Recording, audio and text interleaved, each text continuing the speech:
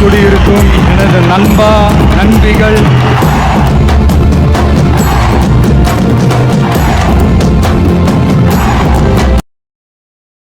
First உங்களுடைய PicsArt app open பண்ணிக்கோங்க.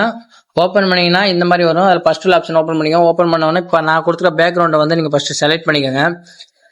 Select பண்ணதுக்கப்புறம் பார்த்தீங்கன்னா இதில் நீங்கள் எந்த சேஞ்சஸும் பண்ணோம்னா கீழே பார்த்தீங்கன்னா ஸ்க்ரோல் பண்ணிட்டே வந்தீங்கன்னா ஆட் ஃபோட்டோன்னு ஆப்ஷன் இருக்கு பார்த்தீங்களா, இதில் நான் கொடுத்துருக்க இமேஜை வந்து நீங்கள் வந்து ஆட் பண்ணிக்கோங்க.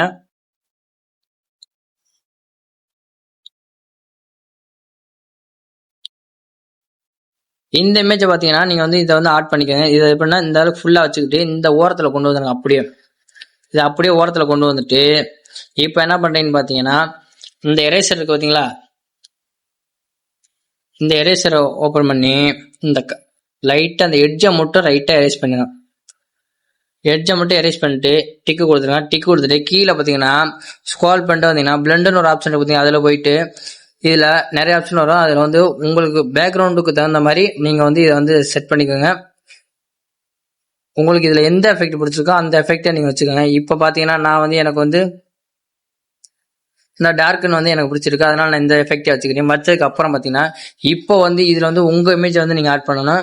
அதுக்கு என்ன பண்ணுறீங்கன்னு பார்த்தீங்கன்னா உங்கள் இமேஜ் வந்து பேக்ரவுண்ட்லாம் ரிமூவ் பண்ணி வச்சுருந்தாங்கன்னா நீங்கள் வந்து அந்த ஃபோட்டோஸ் எடுத்துக்கோங்க.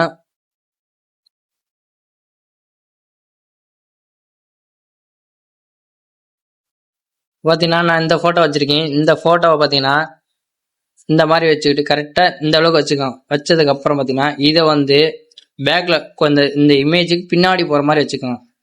வச்சுட்டு இந்த மாதிரி வச்சுக்கோங்க. வச்சதுக்கப்புறம் பார்த்தீங்கன்னா நம்ம முகத்துலலாம் அந்த எஃபெக்ட் தெரியுது பார்த்தீங்களா, அதுக்கு என்ன பண்ணேன் இந்த எரேசர் ஓப்பன் ஆனஸ் கமெண்ட்டு சாரி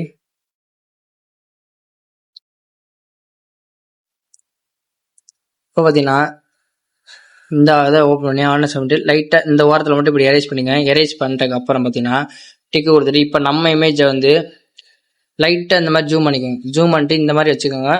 வச்சதுக்கப்புறம் பார்த்தீங்கன்னா இப்போ வந்து இதில் வந்து நான் ஒரு டெக்ஸ்ட் கொடுக்க போகிறேன். அந்த டெக்ஸ்ட்டை வந்து நம்ம வந்து ஆட் பண்ணிக்கலாம்.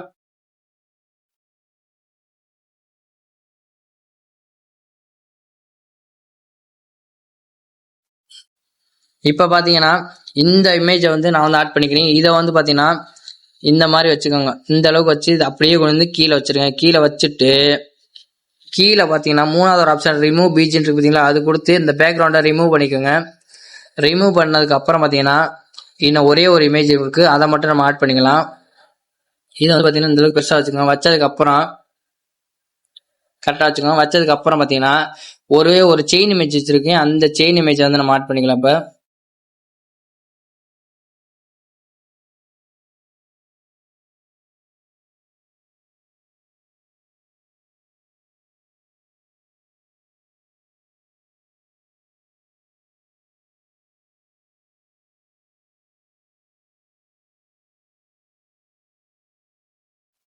இந்த செயின் இமேஜ் இருக்கு பார்த்தீங்களா, இதை வந்து பார்த்தீங்கன்னா இந்த அளவுக்கு வச்சுக்கிட்டு இதை வந்து அப்படியே ரொட்டேட் பண்ணிக்கோங்க. ரொட்டேட் பண்ணி இதை வந்து கொஞ்சம் சிறுசாக வச்சுக்கோங்க. 2 சைடும் கம்மி பண்ணி இதை பார்த்தீங்கன்னா இந்த ஓரத்தில் வந்து அப்படியே கீழே வந்து ஜாயிண்ட் ஆகிற மாதிரி இந்த மாதிரி வச்சுக்கோங்க. வச்சுட்டு இப்போ பார்த்தீங்கன்னா இதை வந்து நம்ம வந்து சேஞ்சஸ் பண்ண எஃபெக்டை சேஞ்ச் பண்ணலாம்.